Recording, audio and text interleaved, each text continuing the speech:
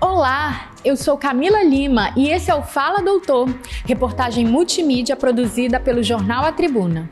Provavelmente você já deve ter escutado falar que a mulher sentir dor no período menstrual é super normal, não é?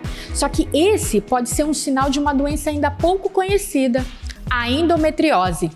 Dados do Ministério da Saúde apontam que 1 em cada 10 mulheres sofre com a doença.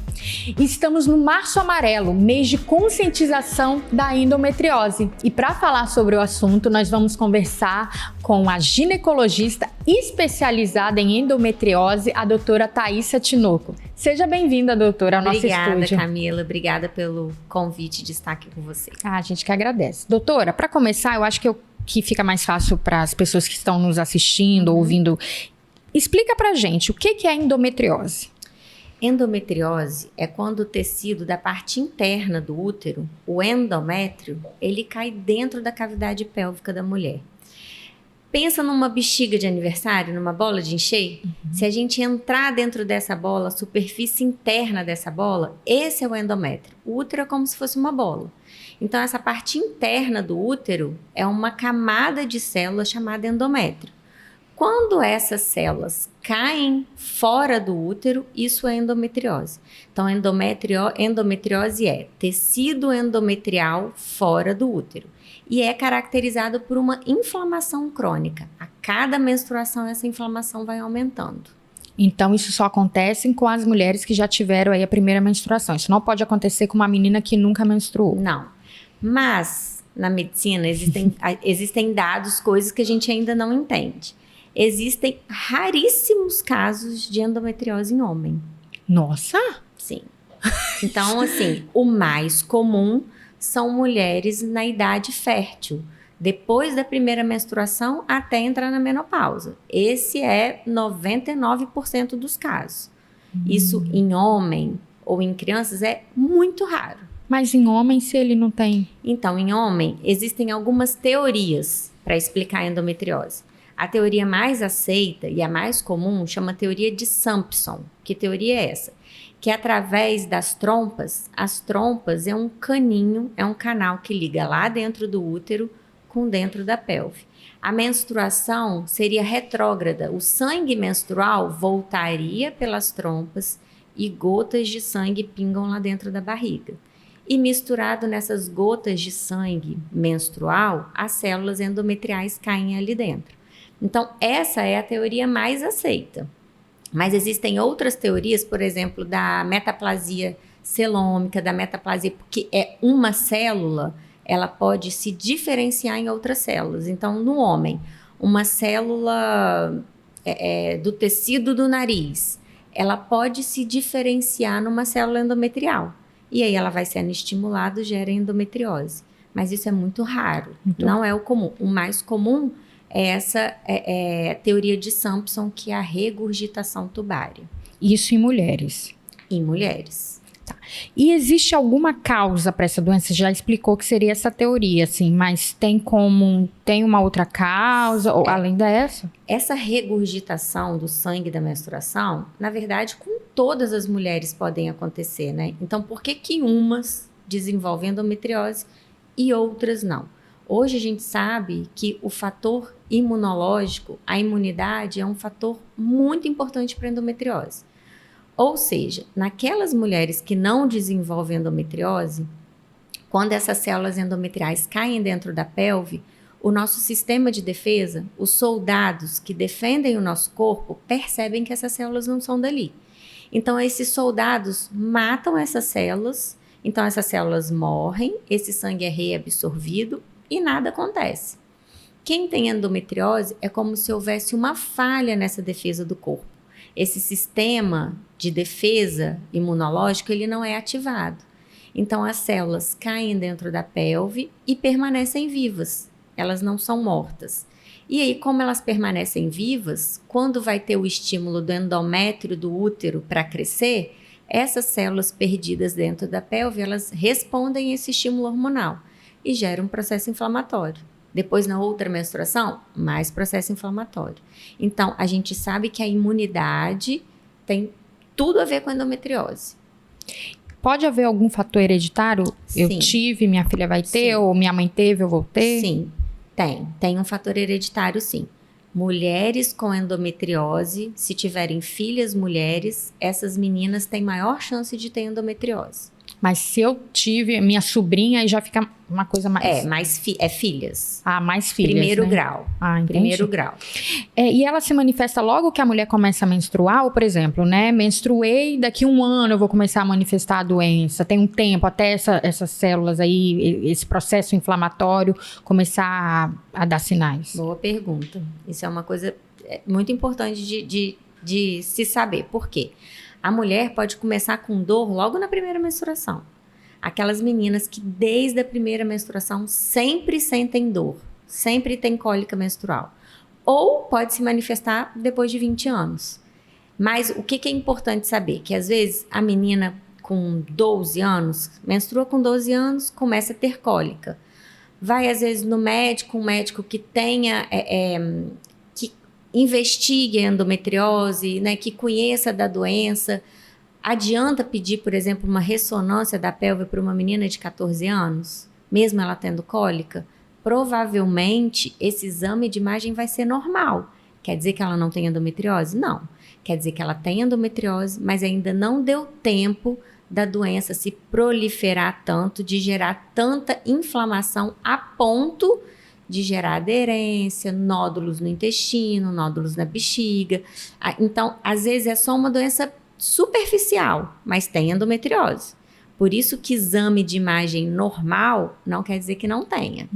Exame de imagem normal quer dizer que não tem doença profunda, não tem uma doença já desenvolvida, grave.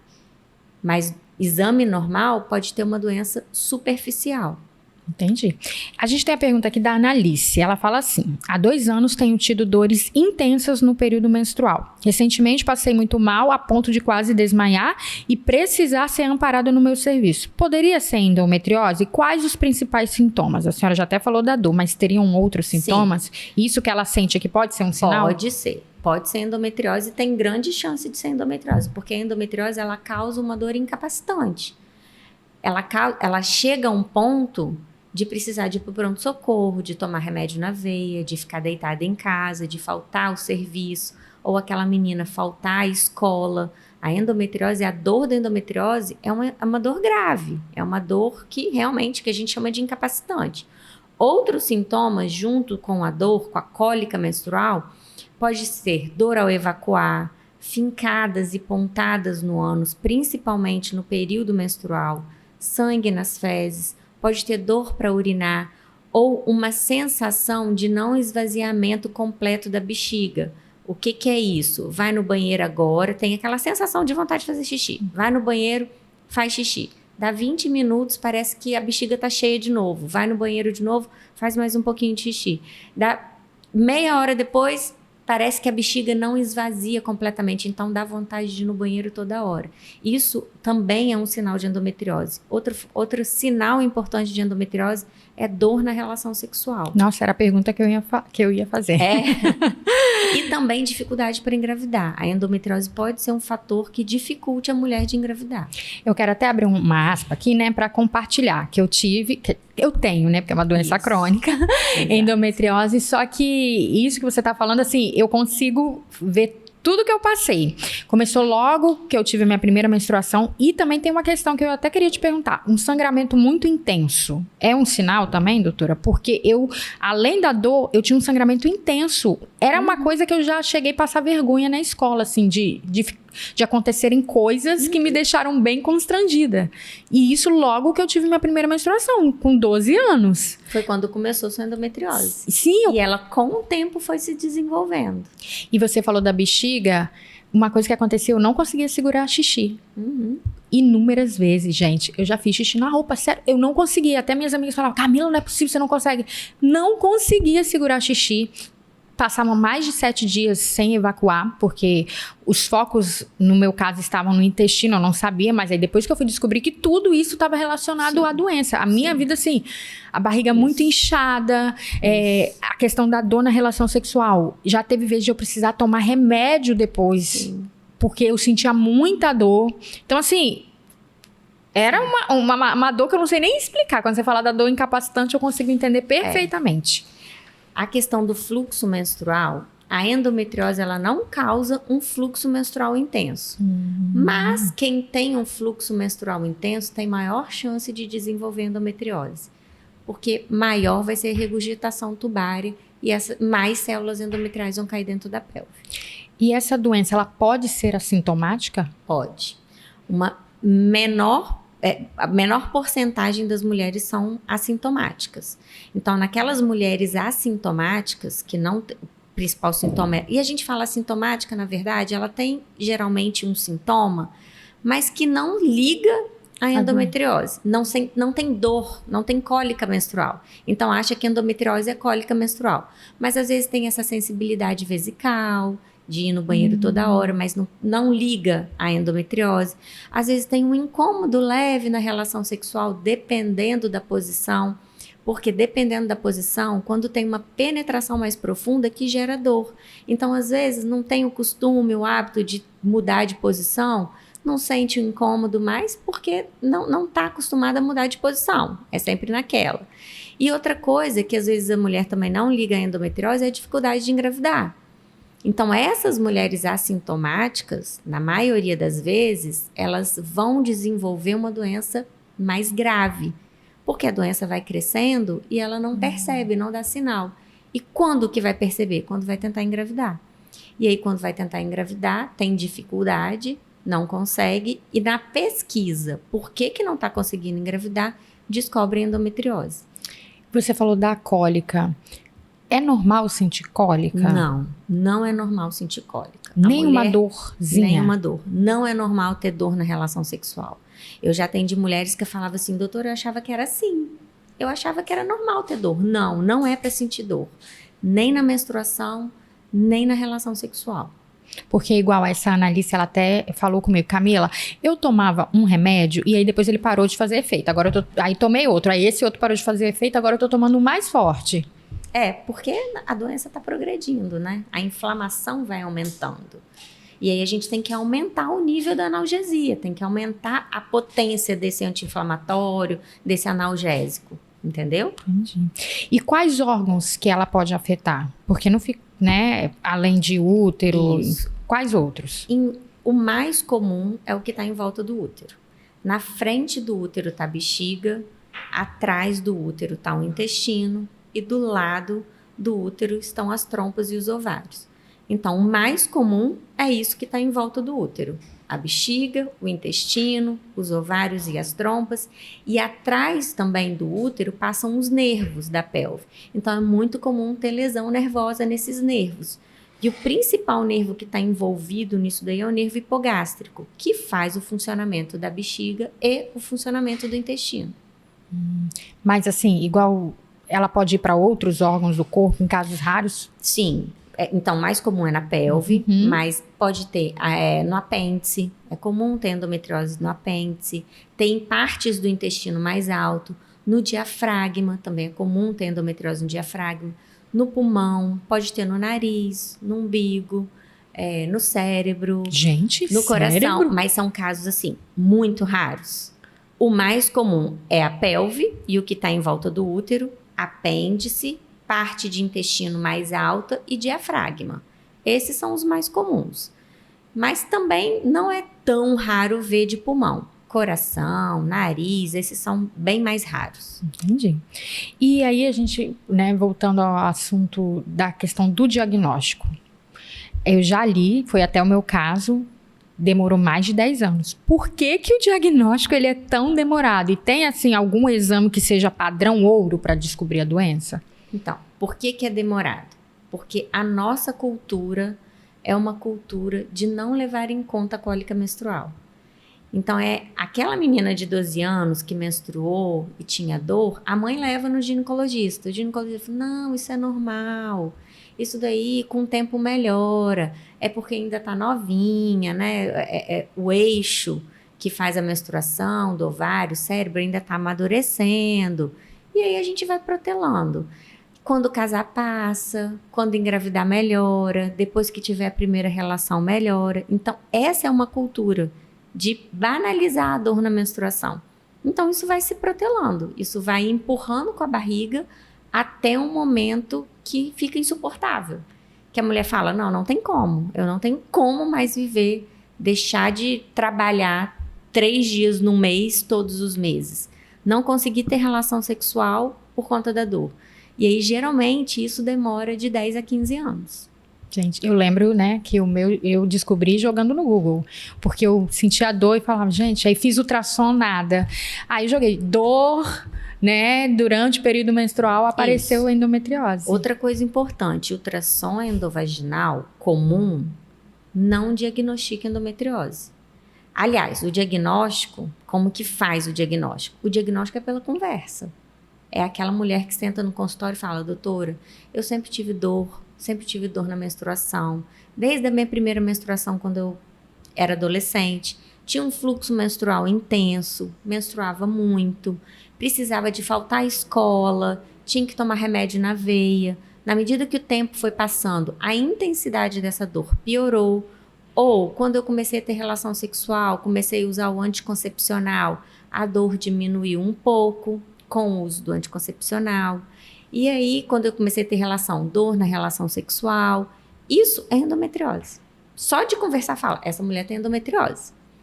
O exame físico é um outro step que a gente usa para fazer diagnóstico, que é pelo toque vaginal, um médico ginecologista, pelo toque, ele sente endometriose. Sente espessamentos de ligamento, nódulos. Então, uma história que fala a favor de endometriose. Um exame físico que fala a favor de endometriose. Então, tem cheiro de, tem jeito de, O exame de imagem não é para diagnóstico. O exame de imagem a gente chama de mapear. Para mapear essa pelve, para saber, é uma endometriose superficial ou é uma endometriose profunda que tem indicação de cirurgia. O exame de imagem é para isso. Aonde que isso está cometendo? Já invadiu o intestino? Invadiu a bexiga? Tem lesão de ureter? Então, o exame de imagem não é para diagnóstico. Exame de imagem é para mapear essa pelve, para saber, essa paciente ela vai para o tratamento clínico ou essa paciente tem indicação para o tratamento cirúrgico.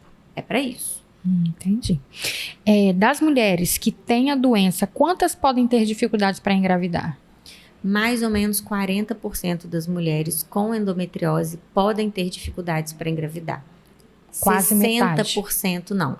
E uma coisa interessante que às vezes assim, uma menina de 20 anos tem o diagnóstico da doença. Ela já começa a chorar na minha frente. Então isso quer dizer que eu não vou poder ter filho? Não. Isso não é uma sentença, porque parece que endometriose é sentença de infertilidade. Não, não é. 40% das mulheres podem ter alguma dificuldade que a gente vai precisar de fazer algum tratamento para isso. 60% vai engravidar sem problema nenhum. Entendi. E quais que seriam esses tratamentos? E no caso da cirurgia, né, quando que é indicada e se há chance da doença voltar? Sim. Existem 4 indicações assim, precisas para tratamento cirúrgico da endometriose. Primeiro, aquela mulher que a gente já tentou tratar clinicamente, já fez o bloqueio hormonal, mudança de hábito de vida, atividade física, suplementação, tudo que a gente tem para melhorar a dor e nada melhora a qualidade de vida dessa mulher. Então, uma falha no tratamento clínico é uma indicação de cirurgia. Aquela mulher que não melhorou com nada. Então, para tentar melhorar a qualidade de vida dessa mulher, é indicado cirurgia. Outra indicação de cirurgia a gente chama de lesão em órgão-alvo. O que é lesão em órgão-alvo? É um nódulo no intestino, se essa doença já infiltrou o intestino, se essa doença infiltrou a bexiga, se essa doença está comprometendo o funcionamento do ureter, que é o caninho, né, que leva o xixi do rim até a bexiga. Então, se ela estiver acometendo algum órgão que atrapalhe o funcionamento desse órgão, que possa atrapalhar na função desse órgão, também tem indicação de cirurgia. Outra indicação de cirurgia é endometrioma volumoso. O que é endometrioma? É endometriose dentro do ovário. Quando tem endometriose dentro do ovário, formam cistos de sangue dentro do ovário. E quanto maior esse cisto, maior é a chance de ter doença escondida profunda ali embaixo. Então, um endometrioma maior que 4, 5 centímetros mais ou menos, também é indicação de cirurgia. E outra é infertilidade. Quando essa mulher quer engravidar, já descartou, né, todas as outras causas, né, e a endometriose é a causa dessa dificuldade para engravidar, também é uma indicação de cirurgia. Por quê? O único tratamento que aumenta a chance dessa mulher engravidar espontaneamente é a cirurgia. E o objetivo da cirurgia é a retirada de todos os focos de endometriose.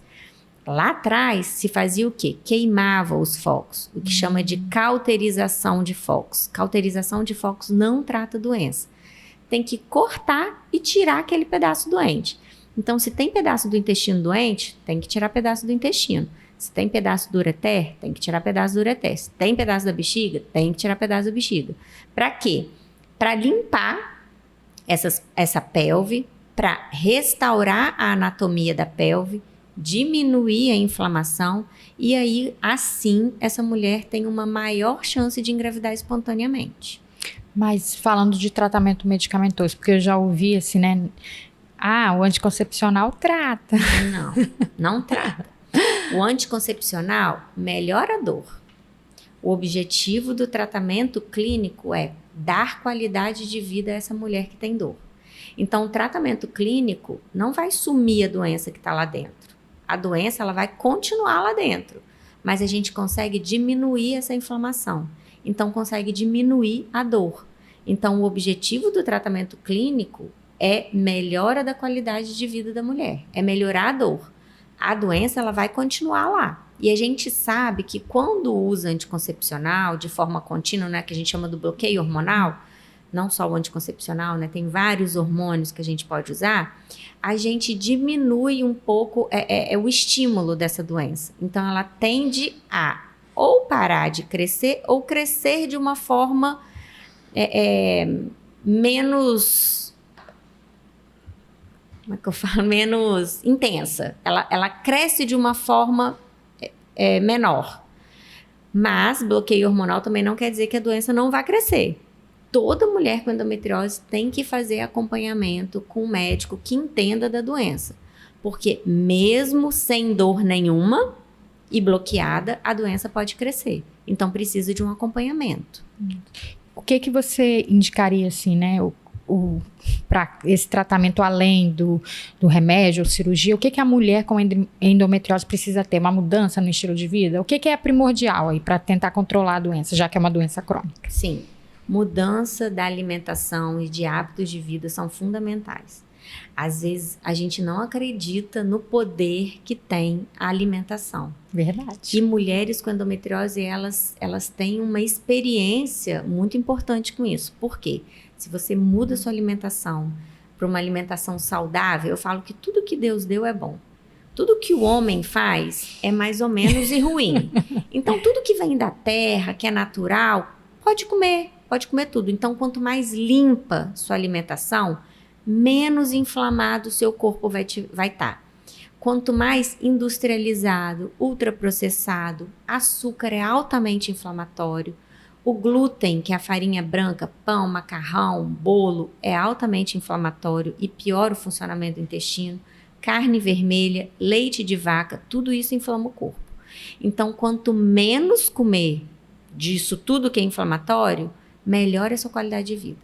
Tem mulher que elas falam, doutor, eu não quero fazer o bloqueio hormonal, não quero usar hormônio, então eu vou me dedicar à alimentação. 80% da dor melhora. Nossa. É o que eu falei, não vai sumir a doença que está lá. Não trata a doença, mas diminui a inflamação e melhora a dor. Então, o objetivo de melhora de qualidade de vida, o hábito de vida tem tudo a ver. Atividade física é fundamental. Então, atividade física, uma suplementação com vitamina D, ômega 3, cúrcuma, resveratrol, isso tudo é anti-inflamatório.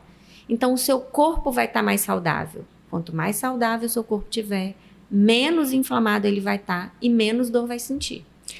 Esse episódio, eu não quero que seja restrito só às mulheres, né? Eu acho que é importante também os pais, né? Os maridos, porque igual meu marido foi entender da doença depois que eu tive, os pais lá observarem as filhas, né?